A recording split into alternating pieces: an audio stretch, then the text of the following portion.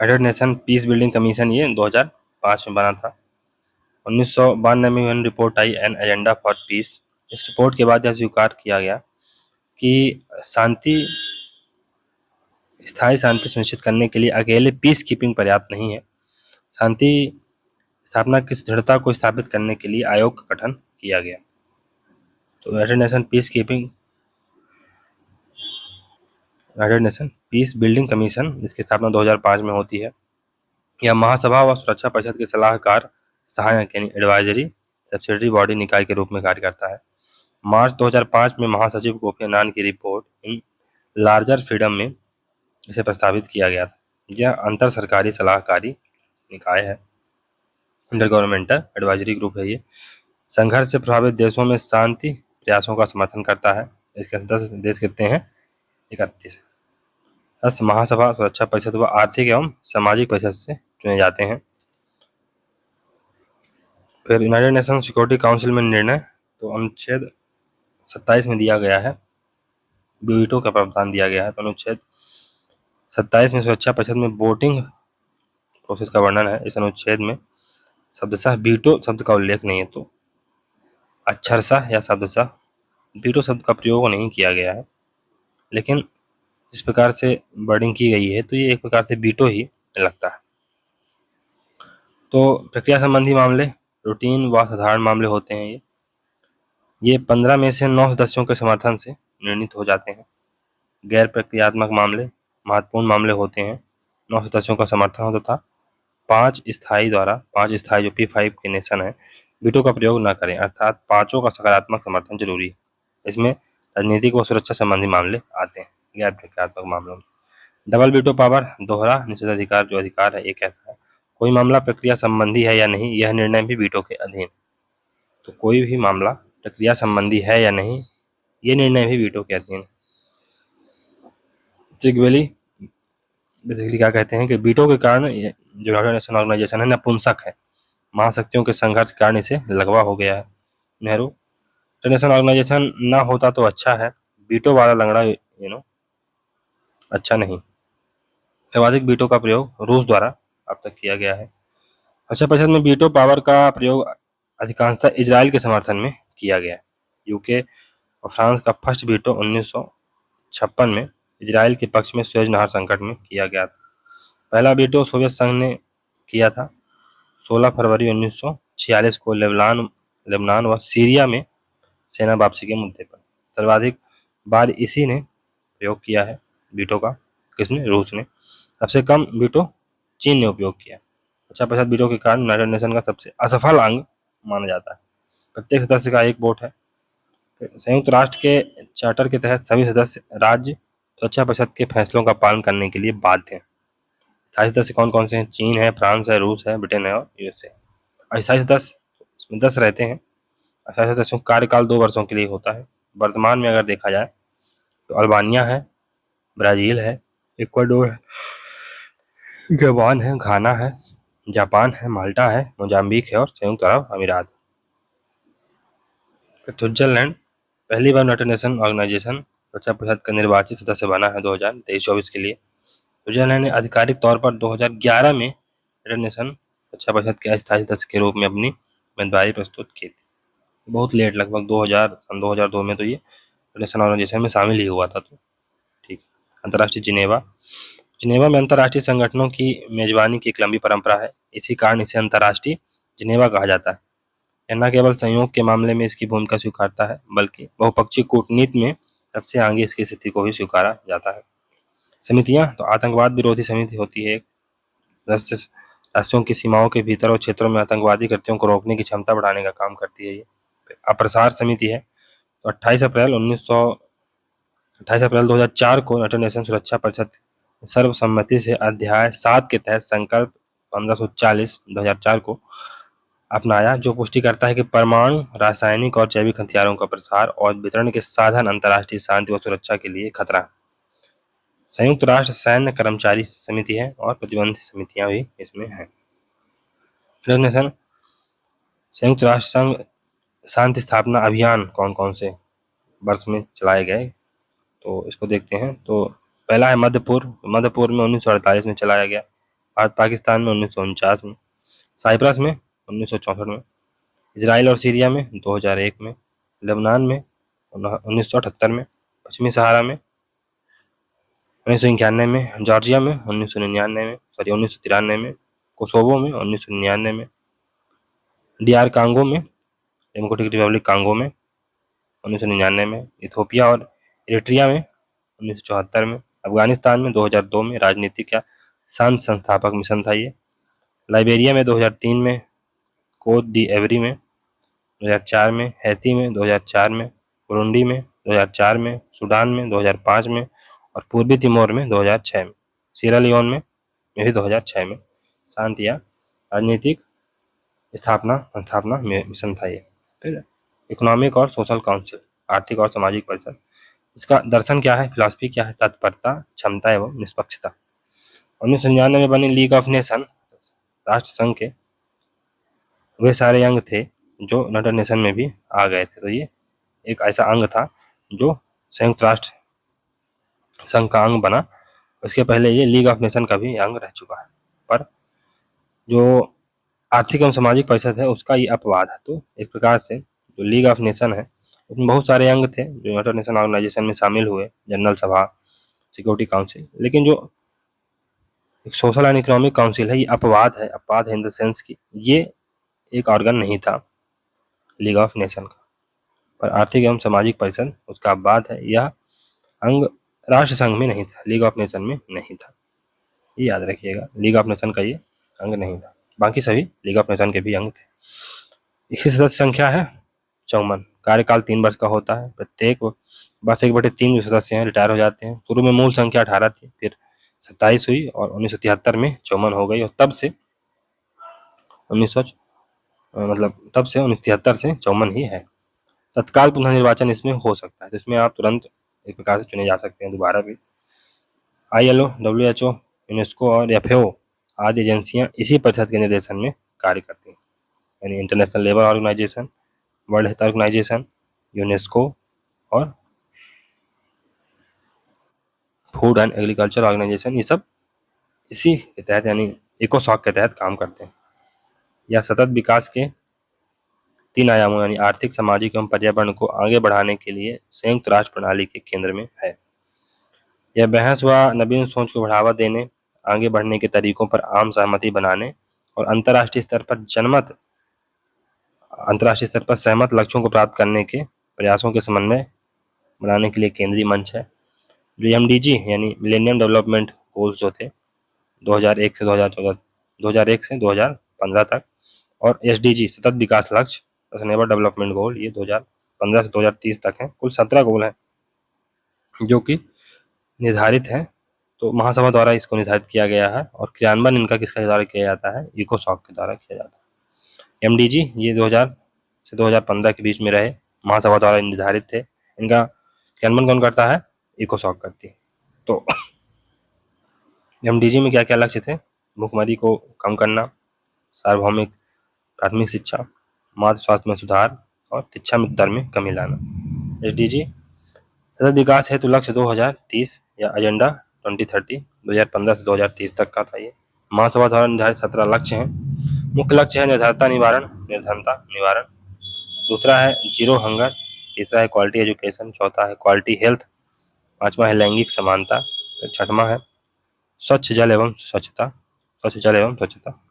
सातवां है आर्थिक पहुंच में स्वच्छ ऊर्जा, और इसके साथ साथ और बहुत सारे इसके उद्देश्य हैं। कुल 17 गोल्स हैं इसमें और ये 2015 से 2030 तक के लिए निर्धारित किए गए। तो इनका एक प्रकार से निर्धारण कौन करती है, जनरल सभा करती है, लेकिन इनका क्रियान्वयन कौन करती है, इकोसॉक करती है।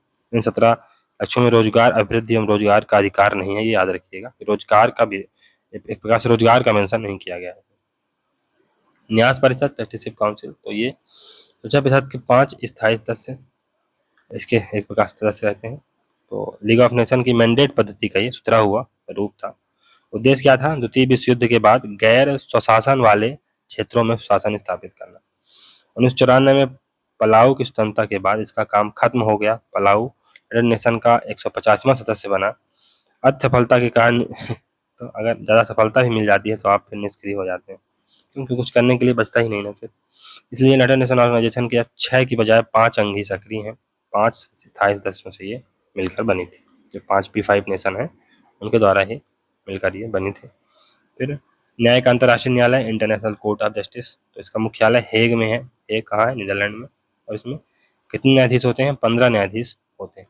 15 न्यायाधीश होते हैं। न्यायाधीशों का कार्यकाल 9 वर्ष का होता है। प्रत्येक 3 वर्ष में 1/3 न्यायाधीश रिटायर हो जाते हैं।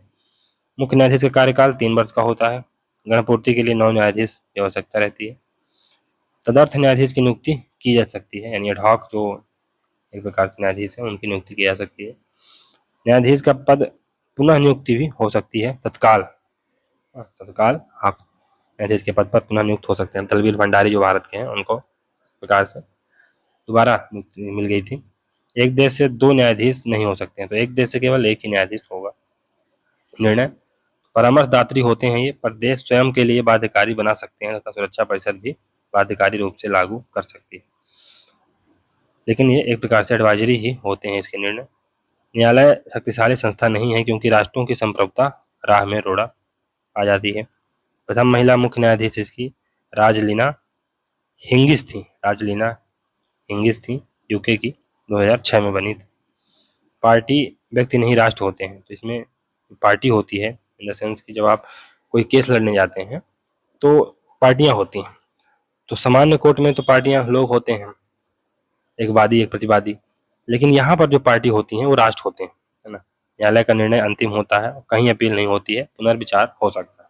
पुनर्विचार हो सकता है लेकिन न्यायालय का निर्णय अंतिम होता है। फिर न्यायालय का क्षेत्राधिकार, तो इसका एक ऐच्छिक क्षेत्राधिकार होता है और दूसरा होता है अनिवार्य क्षेत्राधिकार। तो राज्य स्वयं के लिए अनिवार्य बना सकते हैं, तो ओपनहाइम इसे वैकल्पिक अनिवार्य क्षेत्राधिकार कहते हैं। ओपनहाइम इसे वैकल्पिक अनिवार्य क्षेत्राधिकार कहते हैं। परामर्शी क्षेत्राधिकार, तो यूनाइटेड नेशन ऑर्गेनाइजेशन के अंग परामर्श ले सकते हैं, ये बात भी इसमें दी गई। फिर कोर्ट 2 प्रकार के मामलों पर विचार कर सकती है। पहला, राज्यों के मध्य कानूनी विवाद जो राज्यों द्वारा प्रस्तुत होते हैं। राज्यों के मध्य कानूनी विवाद जो राज्यों द्वारा प्रस्तुत होते हैं। केवल राज्य विवादास्पद मामलों के पक्षकार हो सकते हैं। यूनाइटेड नेशन के सदस्य और अन्य राज्य जो न्यायालय के कानून के पक्षकार बन गए हैं या जिन्होंने कुछ शर्तों के तहत इसके अधिकार क्षेत्र को स्वीकार कर लिया हो। यूनाइटेड नेशन के अंगों और विशेष एजेंसियों द्वारा संदर्भित कानूनी सवालों पर सलाहकार राय के लिए अनुरोध कर सकते हैं। न्याय का अंतर्राष्ट्रीय न्यायालय, तो ये बेसिकली PCIJ यानी permanent court of international justice का उत्तराधिकारी इसको कहा जाता है। PCIJ की स्थापना 1921 में हुई थी और अप्रैल 1946 में PCIJ को औपचारिक रूप से भंग कर दिया गया था और अंतर्राष्ट्रीय न्यायालय में पहली बैठक। तो इसमें पहला मामला कब आता है? तो मई 1947 में कोरफू चैनल में घटनाओं से संबंधित यूके द्वारा अल्बानिया के खिलाफ इसमें लाया गया था पहला मामला। तो नेक्स्ट है न्यायाधीशों की नियुक्ति कैसे होती है? तो महासभा एवं सुरक्षा परिषद द्वारा नियुक्ति होती है। तो ये अंग एक साथ लेकिन अलग अलग मतदान करते हैं। निर्वाचन होने के लिए एक उम्मीदवार को दोनों निकायों में पूर्ण बहुमत को प्राप्त करना होता है। जिस न्यायाधीश की मृत्यु हो जाती है या अपने कार्यकाल के दौरान इस्तीफा दे देता है तो जल्द से जल्द एक विशेष चुनाव का आयोजन कराया जाता है। चुनाव शेष अवधि के लिए होगा, न कि पूर्ण अवधि के लिए। अध्यक्ष उपाध्यक्ष का चुनाव न्यायालय के सदस्यों द्वारा प्रत्येक 3 वर्ष में गुप्त मतदान द्वारा किया जाता है। अध्यक्ष के पास निर्णायक वोट होता है। तो ये देखिए, भारत के जो दलवीर भंडारी हैं वर्तमान में इंटरनेशनल कोर्ट ऑफ जस्टिस के सदस्य हैं, उनका दूसरा कार्यकाल शुरू हो गया है। तो पहला कार्यकाल 2012 से था। सेकंड कार्यकाल 6 फरवरी 2018 से पुनः निर्वाचित हुए हैं ये। फिर अंतर्राष्ट्रीय न्यायालय में तदर्थ न्यायाधीश, तो अंतर्राष्ट्रीय न्यायालय के समक्ष किसी मामले के लिए एक राज्य पक्ष जिसके पास उस बेंच पर उसकी राष्ट्रीयता का न्यायाधीश नहीं है, वह एक व्यक्ति को तदर्थ न्यायाधीश के रूप में बैठने के लिए चुन सकता है। एडहॉक न्यायाधीश के रूप में बैठने के लिए चुन सकता है। उन्हें हर दिन के लिए शुल्क अदा की जाती है जिस दिन वह कर्तव्यों का निर्वहन करता है।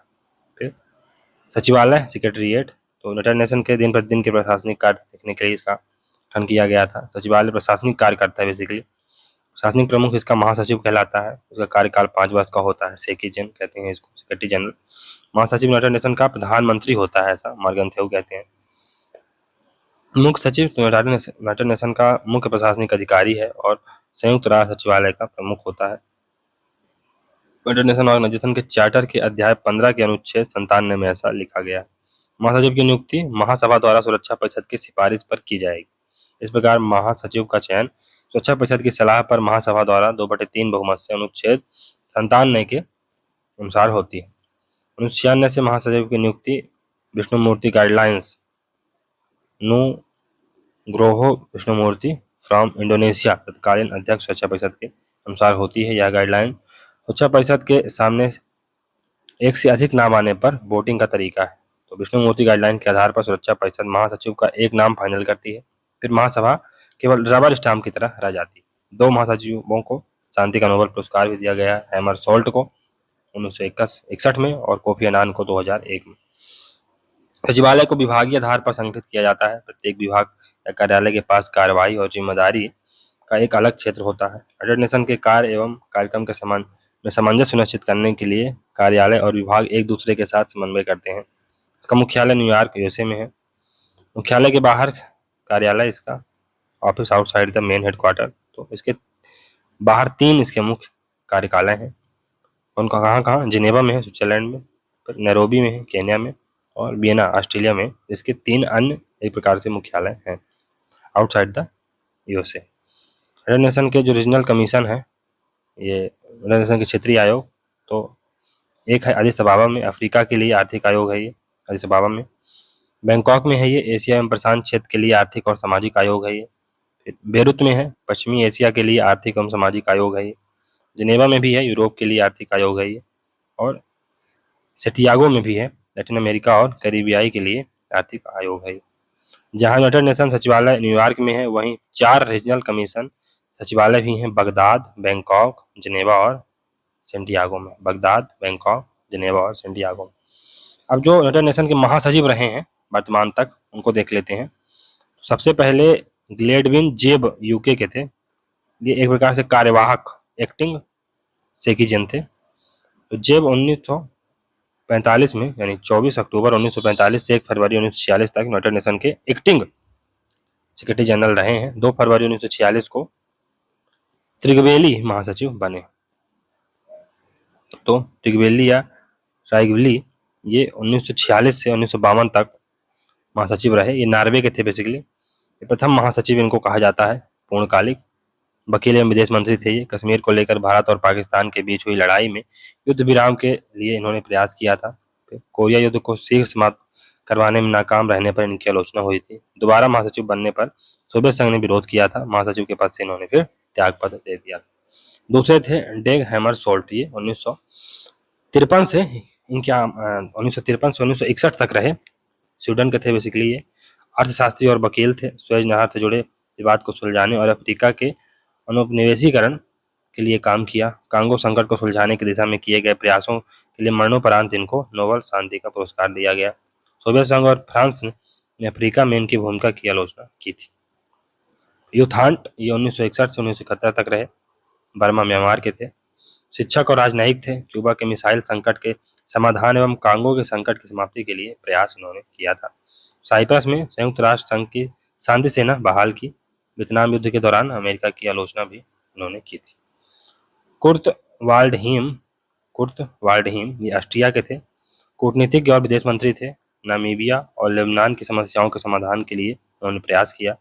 बांग्लादेश में राहत अभियान की देखरेख की। तीसरी बार महासचिव पद पर चुने जाने की दावेदारी का चीन ने विरोध किया था 1972 से 81 तक। ऑस्ट्रिया के थे कुर्ट वाल्डहीम। जेवियर पेरेज द कुयार ये पेरू के थे। 1982 से 91 तक। तो ये वकील और राजनयिक थे। साइप्रस के थे। साइप्रस, अफगानिस्तान और अल सल्वाडोर में शांति स्थापना के लिए प्रयास किया था। थे बेसिकली ये पेरू के। नामीबिया की आज़ादी थी के लिए मध्यस्थता की। फॉकलैंड युद्ध के बाद ब्रिटेन और अर्जेंटीना के मध्य मध्यस्थता का काम किया था। बुतरस घाली ये 1992 से 96 के बीच में रहे। मिस्र के थे बेसिकली ये। राजनयिक थे, विधिवेत्ता थे और विदेश मंत्री थे। एन एजेंडा फॉर पीस नामक रिपोर्ट जारी की। मोजाम्बिक में संयुक्त राष्ट्र संघ का सफल अभियान चलाया। बोस्निया, सोमालिया, रवांडा में संयुक्त राष्ट्र संघ की असफलताओं के लिए आरोप लगे। गंभीर असहमतियों के कारण अमेरिका ने दोबारा महासचिव बनने का इनका विरोध किया। कोफी अन्नान 1997 से 2006 तक रहे। घाना के थे ये। तो संयुक्त राष्ट्र के अधिकारी एड्स, टीबी व मलेरिया से लड़ने के लिए एक वैश्विक कोष बनाया। अमेरिकी नेतृत्व में इराक पर हुए हमले को अवैध करार दिया। 2005 में मानवाधिकार परिषद तथा शांति संस्थापक आयोग की स्थापना की। 2001 का नोबेल का शांति पुरस्कार इन्हें मिला, दो को मिला है, एक डैग हैमर सोल्ट को मिला था और एक इनको कोफी अन्नान को। बान की मून 1 जनवरी 2007 से 31 दिसंबर 2016 तक ये दक्षिण कोरिया के थे रहे। मून दक्षिण कोरिया के कूटनीतिज्ञ थे, डिप्लोमेट थे। देश सेवा के तहत इनकी प्रथम नियुक्ति दक्षिण कोरिया सरकार ने 1970 में नई दिल्ली में की थी। 2004 से 6 तक दक्षिण कोरिया के विदेश मंत्री भी रहे। उन्होंने ग्लोबल वार्मिंग के लिए काम किया है। फिर एंटोनियो गुटेरेस, तो ये 1 जनवरी 2017 से अभी तक एक प्रकार से किचन बने हुए हैं, पुर्तगाल के हैं। तो 8 जून 2021 को एंटोनियो गुटेरेस ने अपने दूसरे कार्यकाल की शपथ ली है। संयुक्त राष्ट्र संघ के ये 9वें महासचिव गुटेरेस पुर्तगाल के प्रधानमंत्री थे। 2005 से 15 तक संयुक्त राष्ट्र शरणार्थी उच्चायुक्त, national commission, United nation high commissioner for refugee में रहे और ये हाई कमिश्नर फॉर रिफ्यूजी रहे और ये 9वें महासचिव हैं। महासचिव के 2 कार्यकाल की परंपरा है, पर 3 अपवाद है। प्रथम महासचिव थिगवेली, ये नॉर्वे के थे। 1946 से 52 ने अपने दूसरे कार्यकाल में इस सार के विरोध के कारण त्यागपत्र दे दिया था। डैग हैमर सॉल्ट, ये 1953 से 61 तक रहे। 1961 में कांगो संकट में हवाई दुर्घटना में इनकी मौत हो गई। शांति का नोबेल पुरस्कार इन्हें मरणोपरांत मिला। बुतरस घाली, ये मिस्र के थे। 1992 से 96 तक एन एजेंडा फॉर पीस वाले, ये एक प्रकार से सेकिजन है और यूएसए के विरोध के कारण इनको दूसरा कार्यकाल नहीं मिला। तो नेक्स्ट है यूनाइटेड नेशन के प्रमुख अभियान। तो कोरिया संकट 1950 में आया था। भारत की अध्यक्षता में इसको सुलझाया गया था। कोरिया संकट के कारण ही महासभा में शांति के लिए एकता प्रस्ताव, जैसन प्रस्ताव आया था। कब? 1950 में। सुएज नहर संकट 1956 में आया था। कांगो संकट ये 1960 बेल्जियम पर हमला हुआ था और हैमर सॉल्ट की मौत हो गई थी।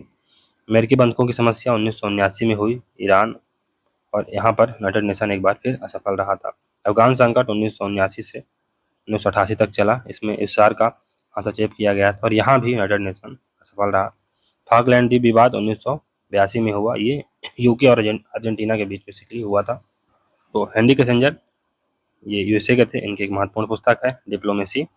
तो हेनरी किसिंजर ने अपनी पुस्तक डिप्लोमेसी में लिखा है कि 1950 में उत्तरी कोरिया के आक्रमण के विरुद्ध अमेरिका संयुक्त राष्ट्र की सत्ता का इस्तेमाल करने में समर्थ हुआ, क्योंकि सोवियत संघ के प्रतिनिधि ने सुरक्षा परिषद में हुए मतदान का बहिष्कार किया। शीत युद्ध के अंत के बाद भी वही स्थिति है।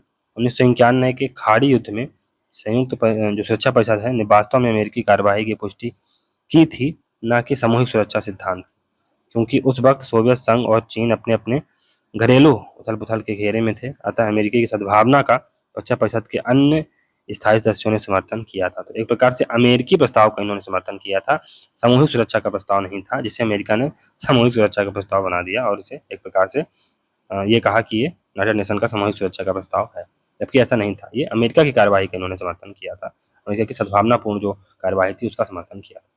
शांति अभियानों पर संयुक्त राष्ट्र का एक अधिकार नहीं है।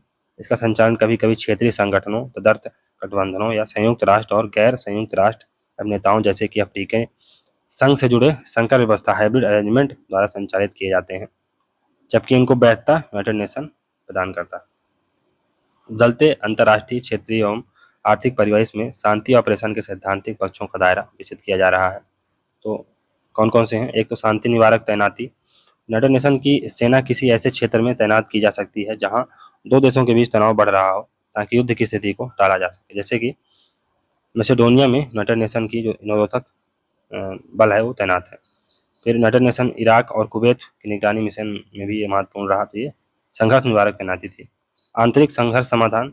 राज्यों के आंतरिक तनावों पर काबू पाने के लिए वहाँ संयुक्त राष्ट्र बल तैनात किए जाते हैं। तो अलग अलग गुटों में हथियार समर्पण के लिए बेसिकली कहा जाता है। इंटरनल कॉन्फ्लिक्ट होता है, जब गृह युद्ध जैसी समस्याएं होती हैं तब ये आंतरिक संघर्ष समाधान, इसमें शांति दूतों को एक प्रकार से डिप्लॉय किया जाता है। नागरिक प्रशासन को अंतरिम सहायता। यूनाइटेड नेशन के शांति बलों का इस्तेमाल सत्ता हस्तांतरण में किया जाता है, ताकि युद्ध की समाप्ति के पश्चात एक सभ्य समाज की पुनर्स्थापना की जा सके।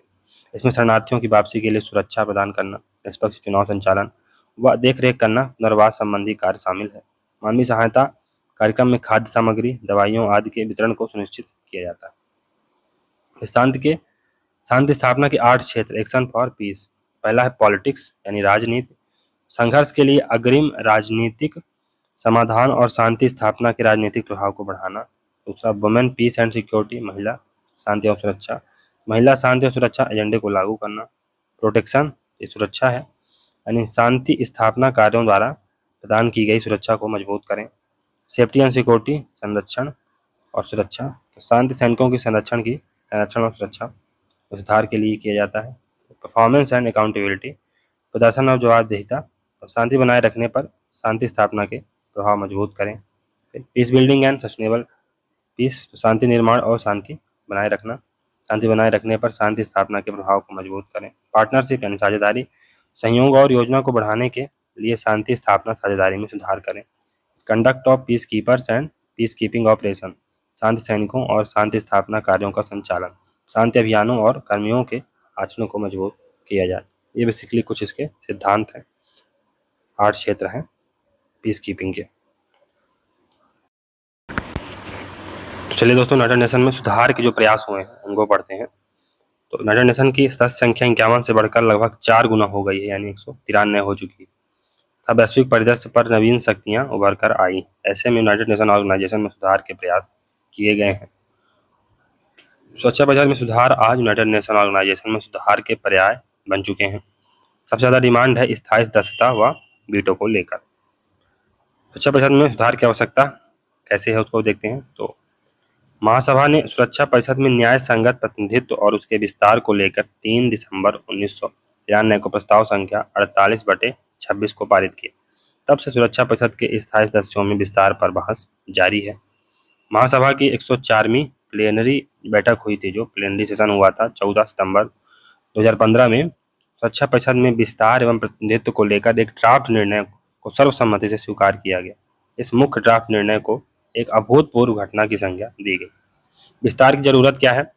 बेसिकली जो सुरक्षा परिषद है इसकी स्थापना 1955 में कर दी गई थी। उसके बाद से विश्व व्यवस्था में कई बदलाव आए हैं, जैसे सोवियत संघ का बिखराव हो गया है, अमेरिका सबसे ज़्यादा ताकतवर होकर उभरा है। हालांकि वर्तमान में अमेरिका को विभिन्न देशों से चुनौती मिल रही है। सोवियत संघ के उत्तराधिकारी राज्य रूस और अमेरिका के बीच अब संबंध कहीं ज़्यादा संयोगात्मक रहे। फिर चीन बड़ी तेजी से एक महाशक्ति के रूप में उभर रहा है। भारत भी इसी दिशा में अग्रसर है। एशिया की अर्थव्यवस्था तरक्की कर रही है। अनेक नए देश संयुक्त राष्ट्र संघ में शामिल हुए हैं। ये देश सोवियत संघ से आज़ाद हुए और पूर्वी यूरोप के भूतपूर्व साम्यवादी देश हैं। उसके सामने चुनौतियों की एक पूरी कड़ी है, जैसे कि जनसंहार, गृह युद्ध, जातीय संघर्ष, आतंकवाद, परमाणु प्रसार, जलवायु परिवर्तन, पर्यावरण की हानि, महामारी आदि मौजूद हैं। फिर सुरक्षा परिषद में सुधार के प्रयास। तो पहला है एन एजेंडा फॉर पीस, 1992 में आता है बुतरस घाली के समय। An agenda for development report, ये 1994 में आती है बुतरस घाली द्वारा। और sustainable development in post cold war, sustainable development के लिए आई थी, संधारणीय विकास के लिए ये रिपोर्ट थी basically post cold war era में। फिर नरसिम्हा राव ने कुछ सुझाव दिया था 1992 में। रज्जाली इस्माइल कार्यदल 1995 का गठन हुआ 50वीं वर्षगांठ पर यूनाइटेड नेशन की। लखदर ब्राह्मी रिपोर्ट, ये 2002 में आई थी, पीस कीपिंग पर थी बेसिकली ये। आनंद पव्यार्जुन समिति आई थी, ये 2003 में आई थी, कोफी अन्नान ने इसको बनाया था। कोफी अन्नान प्रस्ताव या इंचार्ज रिपोर्ट 2005 में आई थी 60वीं वर्षगांठ पर। इसका शीर्षक था इन लार्जर फ्रीडम। 24 सदस्य शामिल थे इसमें करने का सुझाव। 6 नए सदस्य इसमें स्थायी बनाए जाएंगे, ऐसा इसमें एक प्रस्ताव था कि जो यूनाइटेड नेशन की सिक्योरिटी काउंसिल है उसमें टोटल 24 सदस्य शामिल किए जाएं और 6 नए सदस्य जो स्थायी अभी 5 हैं, P5 हैं, उनमें 6 की और वृद्धि की जाए और उन्हें परमानेंट मेंबर के रूप में एक प्रकार से सदस्यता मिले। जनवरी 1997 को यूनाइटेड नेशन के महासचिव कोफी अन्नान ने जांच शुरू करवाई, जिसके तहत सुरक्षा परिषद की स्थायी एवं अस्थायी सदस्यता के लिए मानदंड सुझाए गए। नए मानदंड के लिए बड़ी आर्थिक ताकत होना चाहिए, तो भारत है। बड़ी सैन्य ताकत होना चाहिए, भारत है। संयुक्त राष्ट्र संघ के बजट में ऐसे देश का योगदान ज़्यादा हो, भारत कर देगा, कोई दिक्कत नहीं है। आज़ादी के लिहाज से बड़ा राष्ट्र हो, आबादी के हिसाब से बड़ा राष्ट्र हो, भारत 150+ करोड़ जनसंख्या है। ऐसा देश जो लोकतंत्र और मानवाधिकारों का सम्मान करता हो, भारत इसमें कहीं से कहीं तक पीछे नहीं है।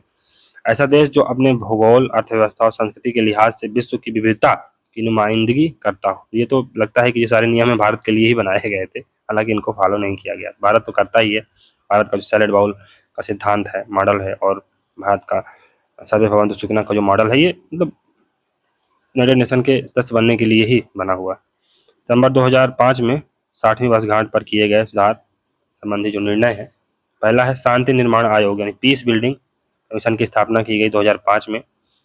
2005 में united nation peace building commission की स्थापना की जाती है। नाश्ता परिषद की समाप्ति पर सहमति हुई, पर समाप्ति हुई नहीं, सहमति तो हो गई है लेकिन फॉर्मली इसको डिजॉल्व नहीं किया गया है। फिर संयुक्त राष्ट्र लोकतंत्र कोष यूनाइटेड नेशन डेवलपमेंट या यूनाइटेड नेशन डेमोक्रेसी फंड की स्थापना 2006 में की जाती है। एमडीजी की प्राप्ति पर सहमति, तो अब एसडीजी एक प्रकार से लागू है 2015 से 30 तक, सस्टेनेबल डेवलपमेंट गोल। फिर मानवाधिकार काउंसिल की स्थापना का निर्णय लिया गया, जिसकी स्थापना 2006 में कर भी दी जाती है। मानवाधिकार आयोग के स्थान पर यूएसए इजराइल के विरोध के बावजूद इसकी स्थापना की गई। मानवाधिकार आयोग के स्थान पर मानवाधिकार काउंसिल की स्थापना, ह्यूमन राइट कमीशन के स्थान पर ह्यूमन राइट काउंसिल की स्थापना की गई। यूएसए और इजराइल ने इसका विरोध किया था, फिर भी उसकी स्थापना कर ही दी गई। सदस्य संख्या 47 है इसमें। इसका पूरा नाम है united nation human right council, United nation human right council. और यूनाइटेड नेशन द्वारा महासभा की मानवाधिकार घोषणा कब हुई थी? 10 दिसंबर 1948। तो बेसिकली जो यूनाइटेड नेशन की सिक्योरिटी काउंसिल है, उसमें बदलाव के लिए कुछ ग्रुप बने हैं। तो भारत भी G4 ग्रुप में शामिल है। तो G4 में कौन कौन है? भारत है, ब्राजील है, जर्मनी है और जापान। G4 ग्रुप एक प्रकार से भारत से रिलेटेड है और स्थायी सदस्यता के दावे पर सुरक्षा परिषद में सुधार के लिए बनाया गया एक अनौपचारिक इनफॉर्मल संगठन है। स्टीफन सचरिन ने G4 सुरक्षा परिषद में स्थायी सीट की उम्मीदवारी के संदर्भ में को अन्यायियों की तलाश में नेता कहा है। अन्यायियों की तलाश में नेता कहा है।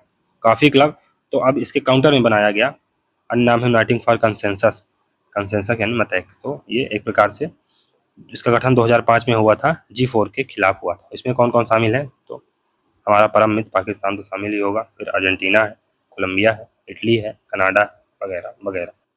तो यही है, जो पाकिस्तान भारत का विरोधी है। फिर यहाँ पर जो ब्राज़ील का विरोधी कौन है? अर्जेंटीना है।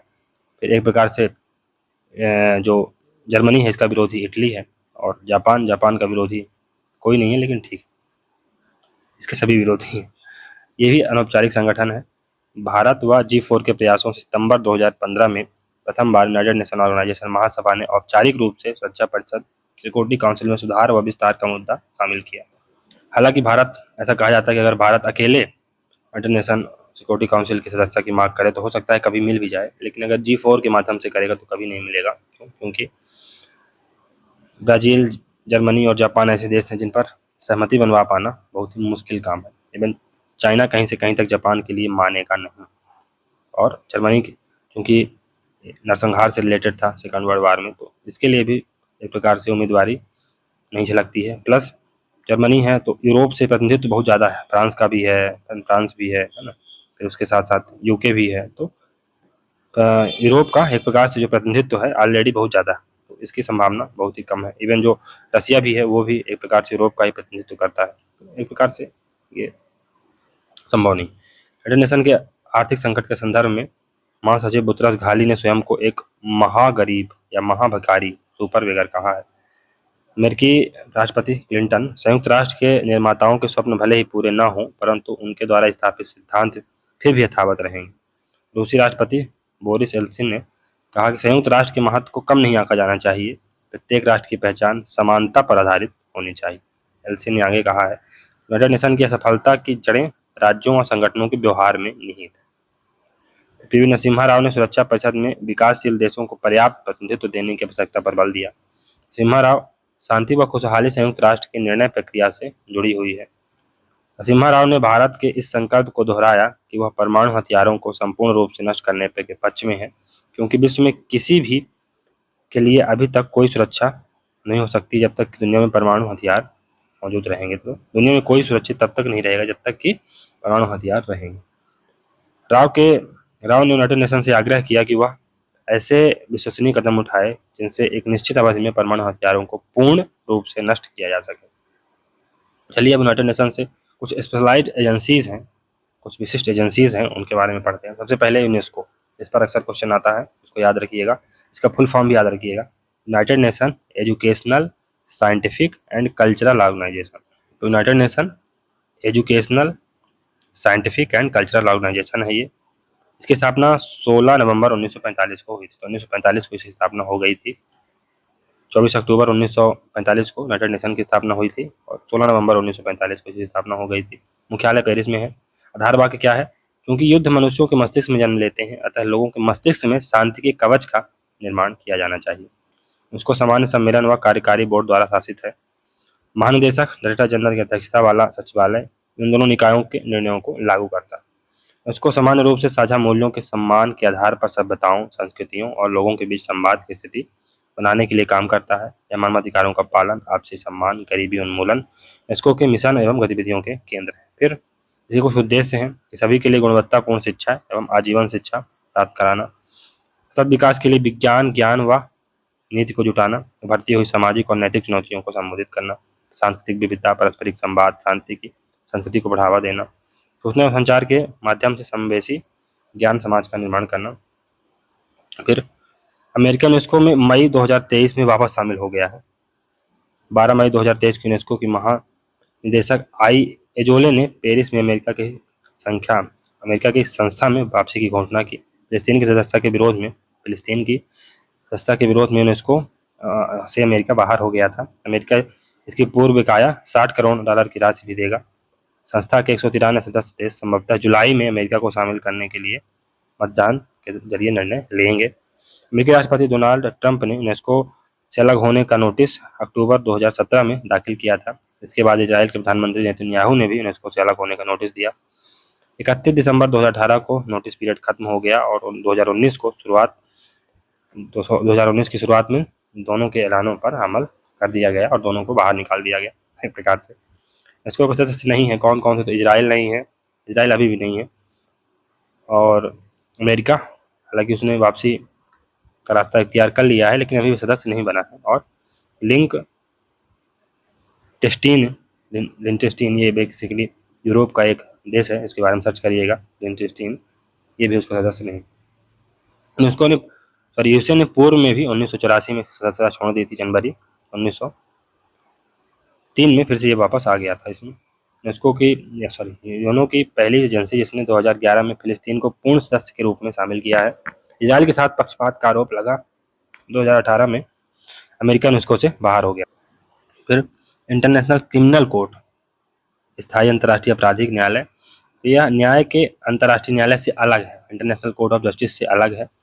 यहाँ राष्ट्रों को नहीं, मानवता के विरुद्ध अपराध करने वाले व्यक्तियों को दंडित किया जाता है। तो यहाँ पर अब पार्टीज व्यक्ति होंगे जो एक प्रकार से हीनियस क्राइम करते हैं, मानवता के खिलाफ जो काम करते हैं। इसका मुख्यालय हेग में है और इसका न्यायालय की स्थापना 2002 में की गई थी।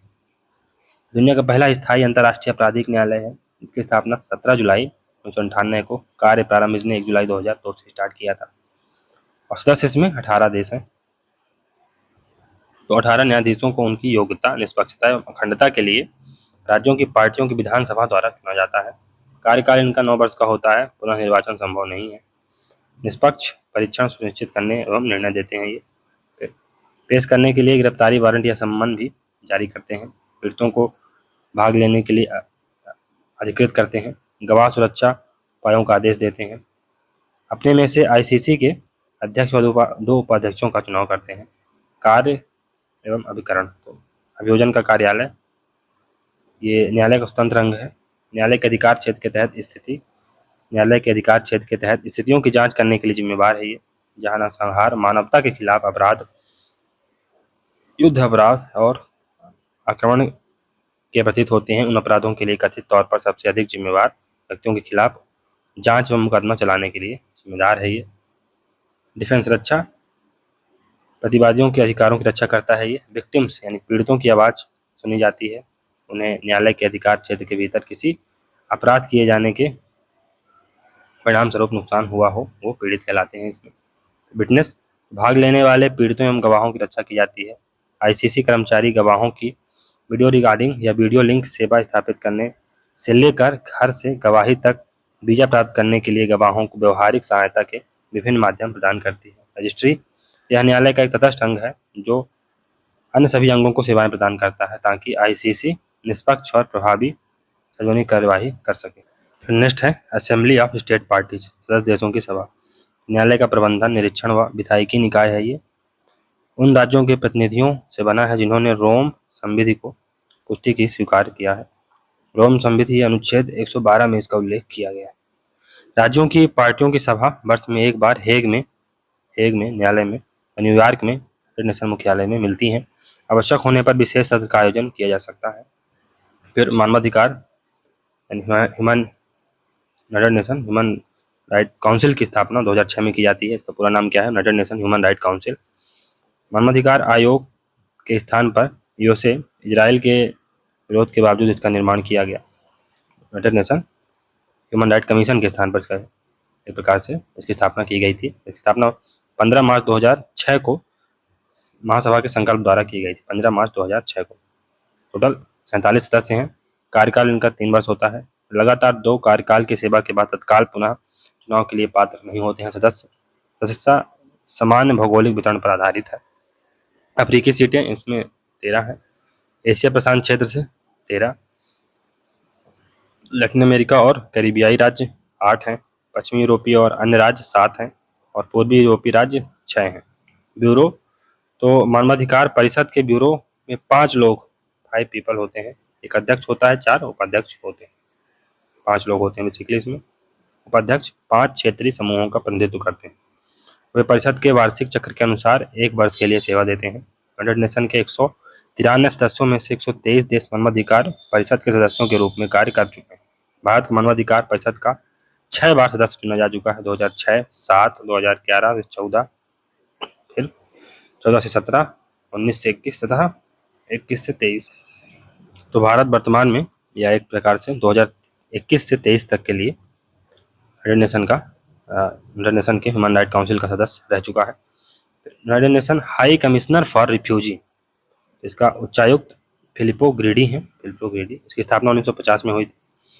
तो संयुक्त राष्ट्र शरणार्थी एजेंसी एक वैश्विक संगठन है जो संघर्ष और उत्पीड़न के कारण अपने घरों से भागने को मजबूर लोगों के जीवन को बचाने, उनके अधिकारों की रक्षा करने व बेहतर भविष्य के निर्माण के लिए समर्पित है। इसका आधार विजन क्या है? ऐसी दुनिया जहां पलायन के लिए मजबूर हर व्यक्ति बेहतर भविष्य का निर्माण कर सके। 137 देशों में ये कार्य कर रहा है। फिर organisation for the prohibition of chemical weapon, OPCW, रासायनिक हथियारों के निषेध संगठन। उद्देश्य क्या है इसका? स्थायी रूप से रासायनिक हथियारों से मुक्त दुनिया हासिल करना और अंतर्राष्ट्रीय सुरक्षा एवं स्थिरता, सामान्य और पूर्ण सशक्तिकरण एवं वैश्विक आर्थिक विकास में योगदान करना। सैनिक हथियार सम्मेलन के क्रियान्वयन का निकाय जो 29 अप्रैल 1947 से लागू है। फिर UNCTAD United nation conference on trade and development, इसका लक्ष्य क्या है? सभी के लिए समृद्धि। और उद्देश्य क्या है? विकासशील देशों के विकास के अनुकूल उनके एकीकरण को विश्व अर्थव्यवस्था में आगे बढ़ावा देना। सचिव कौन है इनके? ग्रीन स्पैन, पहली महिला एवं मध्य अमेरिकी सदस्य हैं। ये प्रकार सचिव हैं। इसकी स्थापना 1964 में हुई थी। ये अंतर सरकारी निकाय इंटर गवर्नमेंटल बॉडी है। मुख्यालय इसका जेनेवा स्विट्जरलैंड में है। कार्यालय इसका न्यूयॉर्क में है, न्यूयॉर्क यानी यूएसए में है, और अदिस अबाबा इथियोपिया में है। यूनाइटेड नेशन सचिवालय का ये हिस्सा है। संयुक्त राष्ट्र विकास समूह का भी ये भाग है और यह ट्रेड एंड डेवलपमेंट रिपोर्ट जारी करता है। Next united nation development programme. तो यूनाइटेड नेशन यानी UNDP 1949 में बनाए गए तकनीकी सहायता के संयुक्त राष्ट्र के विस्तारित कार्यक्रम और 1958 में स्थापित संयुक्त राष्ट्र के विशेष कोष के विलय पर आधारित है। यूनाइटेड नेशन महासभा द्वारा 1966 में इसकी स्थापना की गई थी। 170 देशों और क्षेत्रों में गरीबी उन्मूलन और असमानता को कम करने का ये कार्य करता है। तो फोकस के 3 क्षेत्र कौन कौन से हैं? Sustainable development, democratic governance and peace और क्लाइमेट एंड डिजास्टर। ये इसके फोकस के एक प्रकार से 3 क्षेत्र हैं। सब विकास लक्ष्य SDG। तो SDGs के 5 पीस कौन कौन से हैं? पहला है people, planet, prosperity, peace and partnership. इन्हें वैश्विक लक्ष्य भी कहा जाता है। 2015 में संयुक्त राष्ट्र द्वारा गरीबी को समाप्त करने, पृथ्वी की रक्षा करने और 2030 तक सभी लोगों हेतु शांति एवं समृद्धि सुनिश्चित करने के लिए एक सार्वभौमिक आह्वान के रूप में इन्हें अपनाया गया। 17 लक्ष्य हैं इसमें। 17 SDG एकीकृत हैं। एक क्षेत्र में कार्यवाही दूसरों में परिणामों को प्रभावित करेगी। यानी कि अगर आप एक लक्ष्य को प्राप्त करेंगे तो ऐसा नहीं है कि आप केवल एक ही लक्ष्य को प्राप्त करेंगे, आप उससे संबंधित बहुत सारे लक्ष्यों को प्राप्त करेंगे। विकास को सामाजिक एवं आर्थिक पर्यावरणीय स्थिरता को संतुलित करने पर बल दिया गया है। उन लोगों के लिए प्रगति को प्राथमिकता देने के लिए प्रतिबद्ध है जो पीछे हैं। एसडीजी गरीबी, भुखमरी, एड्स और महिलाओं एवं लड़कियों के प्रति भेदभाव को खत्म करने के लिए डिजाइन किया गया। समर्थक इसके कौन कौन से हैं? सामरिक नवाचार, डिजिटलीकरण और विकास वित्त कोष यानी इंटरनेशनल डेवलपमेंट एसोसिएशन द्वारा इसे समर्थन प्राप्त। सामरिक नवाचार, डिजिटलीकरण और इंटरनेशनल डेवलपमेंट एसोसिएशन, जो कि किसका पार्ट है? याद करिएगा, वर्ल्ड बैंक का पार्ट है। इसमें एक प्रकार से वित्त पोषण का काम करते हैं। 2003 संयुक्त राष्ट्र महासभा ने अपने प्रस्ताव 58/220 में 19 दिसंबर को दक्षिण दक्षिण सहयोग के लिए राष्ट्र दिवस के रूप में घोषित करने का निर्णय लिया। फिर एसएससी यानी कि ये वो वाला एसएससी नहीं है, ये दक्षिण दक्षिण सहयोग है, साउथ साउथ कॉपरेशन है, के लिए पहला संयुक्त राष्ट्र विकास दिवस 2004 को मनाया गया था, है ना। तो इसके तो 17 गोल हैं, याद कर लीजिए, हो सकता है पूछ ले। पहला है नो पॉवर्टी यानी निर्धनता नहीं होनी चाहिए। दूसरा है जीरो हंगर यानी शून्य भूख। फिर तीसरा है गुड हेल्थ एंड वेलबींग यानी अच्छा स्वास्थ्य और कल्याण। चौथा है क्वालिटी एजुकेशन, गुणवत्तापूर्ण शिक्षा। फिर पांचवा है जेंडर इक्वालिटी यानी लैंगिक समानता। फिर है एक प्रकार से क्लीन वाटर एंड सैनिटेशन, स्वच्छ पानी एवं स्वच्छता। फिर है सातवां है अफोर्डेबल एंड क्लीन एनर्जी। आठवां है decent work and economic growth, तो सभ्य काम एवं आर्थिक विकास। फिर है नौवां इंडस्ट्री इनोवेशन एंड इंफ्रास्ट्रक्चर, तो उद्योग, नवाचार और बुनियादी ढांचा। फिर नेक्स्ट है इसमें जो 10वां है, ये है बेसिकली रिड्यूस्ड इनइक्वालिटी, तो असमानताओं में कमी करने का लक्ष्य है। 11वां है क्लाइमेट एक्शन, तो इसमें एक प्रकार से क्लाइमेट एक्शन की बात की गई है। 11वें में दोस्तों है सस्टेनेबल सिटीज एंड कम्युनिटीज, सतत शहर एवं समुदाय, सस्टेनेबल सिटीज एंड कम्युनिटीज। 12वें में है रिस्पॉन्सिबल कंजम्पशन एंड प्रोडक्शन, तो एक प्रकार से जिम्मेदार खपत और उत्पादन। 13वें में है बेसिकली क्लाइमेट एक्शन है यानी कि जलवायु क्रिया। फिर लाइफ बिलो वाटर यानी कि पानी के नीचे जीवन, यानी कि एक प्रकार समुद्र की बात की जा रही है। फिर लाइफ ऑन लैंड, तो जमीन पर जीवन, तो यहाँ पर एक प्रकार से जो जमीन पर यानी पृथ्वी पर जीवन की बात की जा रही है। नेक्स्ट है peace, justice and strong institutions, शांति, न्याय एवं मजबूत संस्थान। और 17वां है लक्ष्यों के लिए साझेदारी, पार्टनरशिप फॉर गोल्स। तो ये एक प्रकार से 17 लक्ष्य हैं इसके, याद रखिएगा, हो सकता है पूछ ले। अन्य कंपटीटिव एग्जामों में तो पूछा ही जाता है। अन्य एजेंसीज हैं, तो इंटरनेशनल एटॉमिक एनर्जी एजेंसी है, इसकी मुख्यालय कहाँ है? वियना में है। यूनिसेफ फुल फॉर्म क्या है? United nation international children's emergency fund, international children's emergency fund, New York में इसकी एक प्रकार से मुख्यालय है। FO food and agriculture organisation, Rome में है इसका मुख्यालय। इंटरनेशनल लेबर ऑर्गेनाइजेशन, जिनेवा में है इसका मुख्यालय। इंटरनेशनल मैरीटाइम ऑर्गेनाइजेशन, लंदन में है इसका मुख्यालय। आईएमएफ इंटरनेशनल मॉनेटरी फंड 1945 में बेसिकली ये बना था, और ये वाशिंगटन में है इसका मुख्यालय। वर्ल्ड बैंक, तो ये वाशिंगटन में है इसका मुख्यालय। 3 sister, world bank plus IMF और डब्ल्यूटीओ, जबकि आईएमएफ व वर्ल्ड बैंक को ब्रिटेन वुड्स ट्विंस के नाम से जाना जाता है। डब्ल्यूटीओ भी एक प्रकार से उन्हों की एजेंसी है। डब्ल्यूटीओ की स्थापना जनवरी 1995 में की गई थी, और इसका मुख्यालय जिनेवा में। फिर WHO world health organisation, Geneva में है इसका मुख्यालय। 1948 में बना था ये बेसिकली, और 7 अप्रैल 1948 को। यूएनडीपी 1965 में बनता है। फिर अंतर्राष्ट्रीय आपराधिक न्यायालय हेग में है, 2002 में बनता है, इसके बारे में हम लोगों ने पढ़ भी चुका है। United nation high commissioner for refugee, इसका मुख्यालय जिनेवा में, या शरणार्थियों हेतु कार्य करता है। फिर united nation industrial development organisation, UNIDO, इसका मुख्यालय कहाँ है? वियना, ऑस्ट्रिया में है। तो हम लोग यूनाइटेड नेशन के प्रमुख वर्षों के बारे में देखते हैं। तो शांति और विश्वास का अंतर्राष्ट्रीय वर्ष 2021 में, बाजरा का अंतर्राष्ट्रीय वर्ष 2023 में, शांति की गारंटी के रूप में संवाद का अंतर्राष्ट्रीय वर्ष 2023 में। यूनाइटेड नेशन के प्रमुख दशक, मानवाधिकार दशक ये 1995 से 2004 के बीच में रहा। गरीबी उन्मूलन दशक 1997 से 2006 के बीच में। संयुक्त राष्ट्र साक्षरता दशक 2003 से 12। नेल्सन मंडेला दशक 2019 से 28 के बीच में होने वाला है। उस देशी का अंतर्राष्ट्रीय दशक ये 2022 से 33 के बीच में चल रहा है।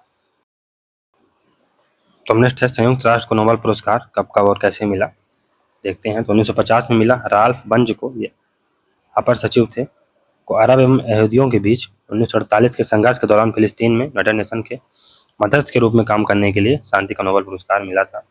1954 में united nation human right council, एक प्रकार से ये शांति united nation human right commissioner for refugee है बेसिकली, ये शांति का नोबेल पुरस्कार मिला था।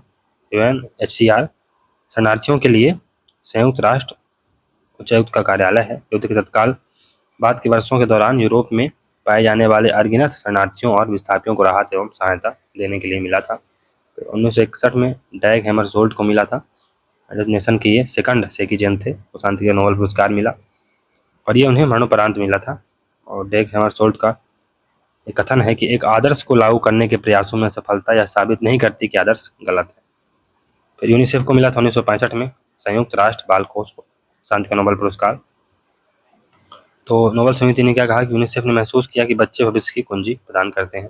1969 में अंतर्राष्ट्रीय श्रम संगठन को ILO को शांति का नोबेल पुरस्कार मिला था।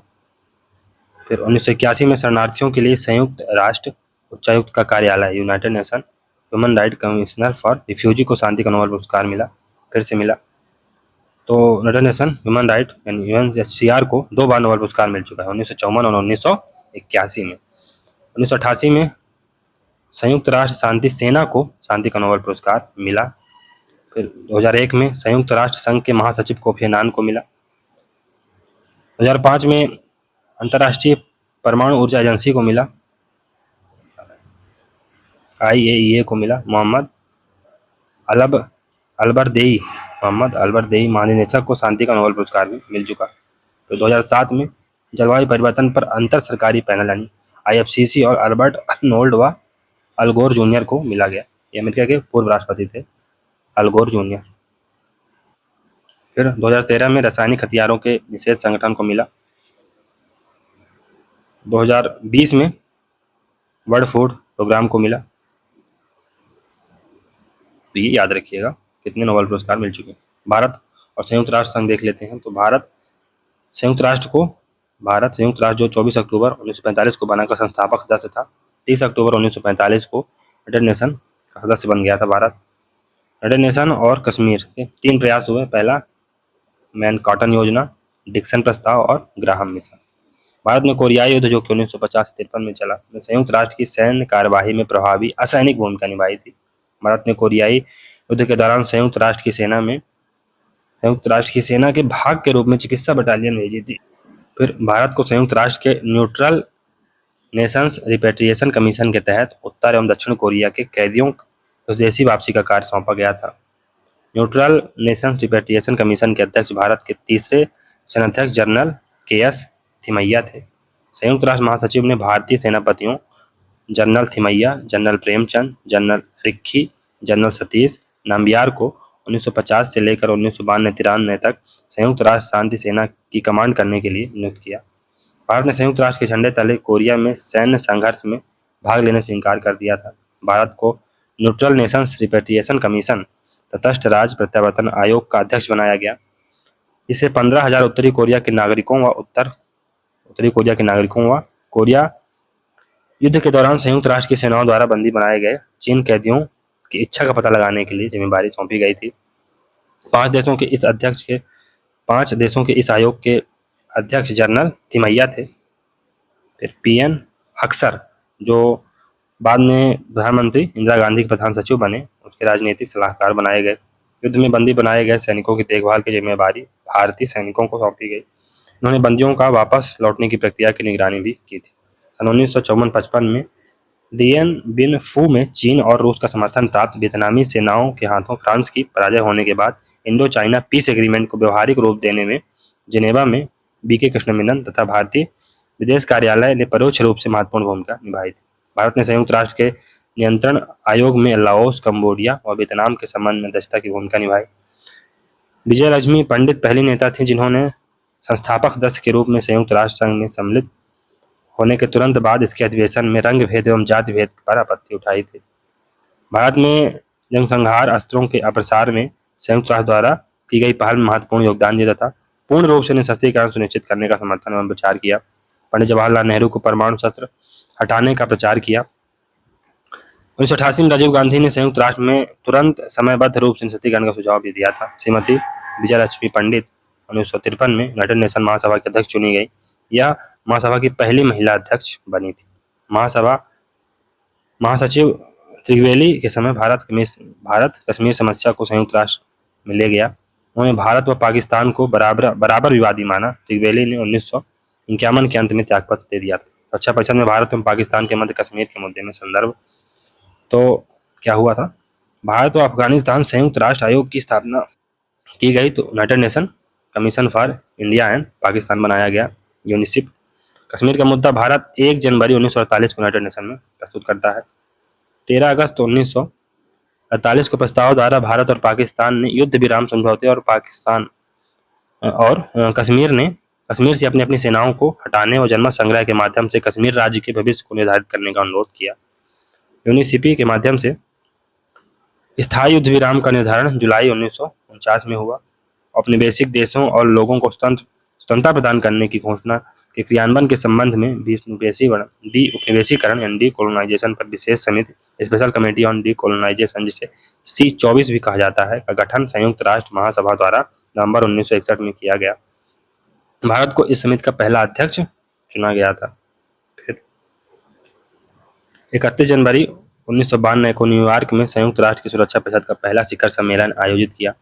भारत के प्रधानमंत्री नरसिम्हा राव ने सम्मेलन में भाग लिया। भारत 1992 में सुरक्षा परिषद का अस्थायी सदस्य था। नरसिम्हा राव ने सुरक्षा परिषद में सुधार पर बल दिया। राव ने इस बात पर बल दिया कि संयुक्त राष्ट्र चार्टर संशोधन किए बिना तथा संयुक्त राष्ट्र के प्रमुख घटकों में विकासशील देशों के क्षेत्रवार प्रतिनिधित्व के बिना संयुक्त राष्ट्र की प्रकृति एवं भूमिका परिवर्तित नहीं की जा सकती है। भारत में सुरक्षा परिषद के विस्तार एवं स्थायी सदस्यता की भी पैरवी की। इस शिखर सम्मेलन में संयुक्त राष्ट्र महासचिव बुतरत बुतरत घाली को विशेष रूप से शांति दूत के रूप में संयुक्त राष्ट्र की भूमिका की रूपरेखा तैयार करने को कहा गया। बुतरत बुतरत घाली ने संयुक्त राष्ट्र के अवर महासचिव विनेंद्र दयाल की सहायता से शांति एजेंडा के रूप में दस्तावेज तैयार किया। विनेंद्र दयाल भारतीय थे बेसिकली, और ये 1982 से 93 तक यूनाइटेड नेशन में रहे।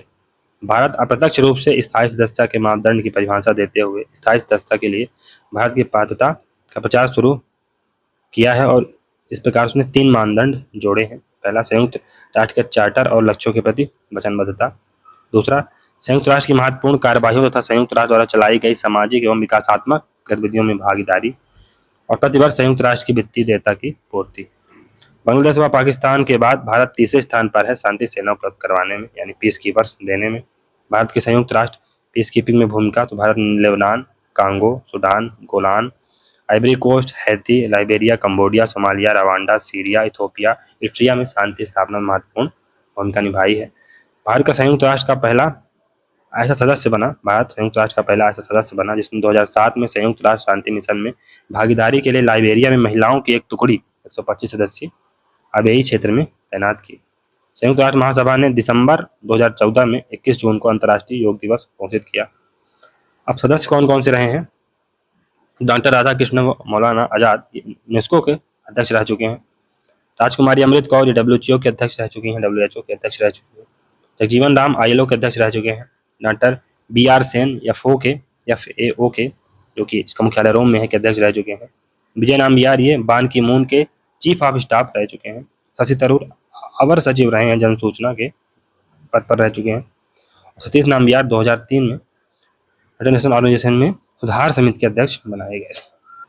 नेक्स्ट है अंतर्राष्ट्रीय न्यायालय हेग में भारत के न्यायाधीश अब तक 4 रह चुके हैं। पहले हैं बेनेबाल नरसिम्हा राव यानी BN राव, ये 1952 से 53 में रहे।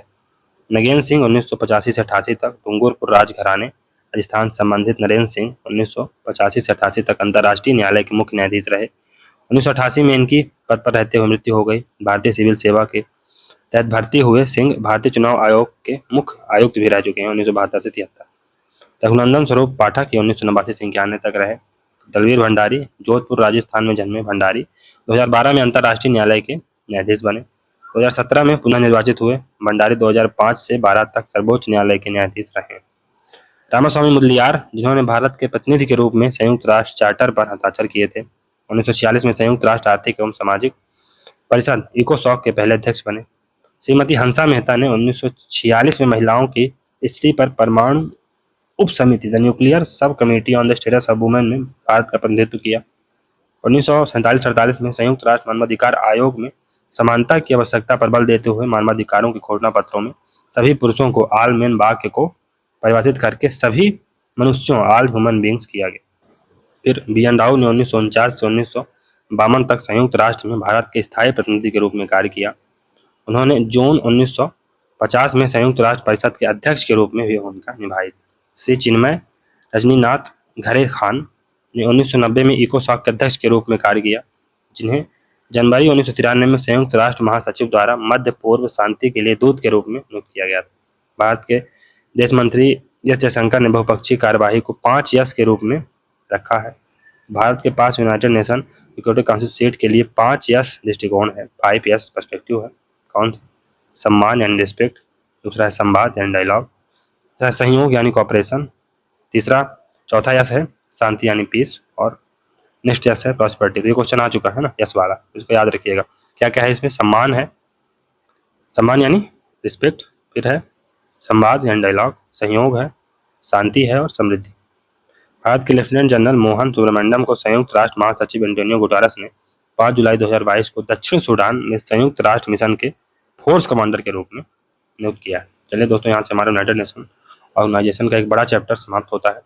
मिलते हैं अगले वीडियो में। तो अगर आपको वीडियो सीरीज अच्छी लग रही है दोस्तों, तो वीडियो को लाइक करें, चैनल को सब्सक्राइब करें और ज़्यादा से ज़्यादा शेयर करने का प्रयास करें। तो मिलते हैं अगले वीडियो में, तब तक के लिए good bye, thank you very much for discussion.